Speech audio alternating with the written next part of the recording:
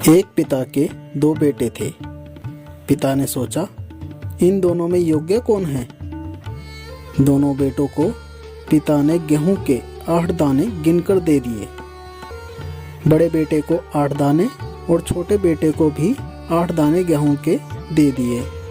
पिता ने कहा, बेटा मैं जा रहा हूँ पर आऊँगा जरूर। यह बात दोनों बेटों से कहकर पिता तीर्थ यात्रा पर चले गए। 8 दाने छोटे बेटे और बड़े बेटे को मिले तो बड़े बेटे ने सोचा, 8 दाने, पिताजी पागल हो गए हैं। गेहूं के 8 दाने का क्या करेंगे। उसने वो दाने फेंक दिए और कहा, ये कोई काम के नहीं हैं, और फेंक दिए। परंतु छोटे बेटे ने उन 8 दानों को मिट्टी इकट्ठी करके उसमें रख दिए। वो गेहूं के दाने अंकुरित हुए और बड़े हुए और उन 8 दानों से 100 दाने हो गए। फिर उसने 100 दानों को बो दिया। 100 दानों से 1000 दाने हो गए। 1000 दानों को फिर बो दिया। 1000 दानों के लाख दाने हो गए। ऐसे ही करते हुए ना जाने कितने क्विंटल गेहूं हुआ। उसने गेहूं का व्यापार खड़ा किया और वो पूरे देश में सबसे बड़ा व्यापारी बनकर उभरा। 20 साल बाद उसके पिता आए तो उसने कहा, चलो मेरी संपत्ति वापस करो। बड़े बेटे से कहा, बताओ तेरा कहाँ है। बड़ा बेटा तो बर्बाद था, कुछ नहीं था उसके पास। उसको तो खाने के भी लाले पड़े हुए थे।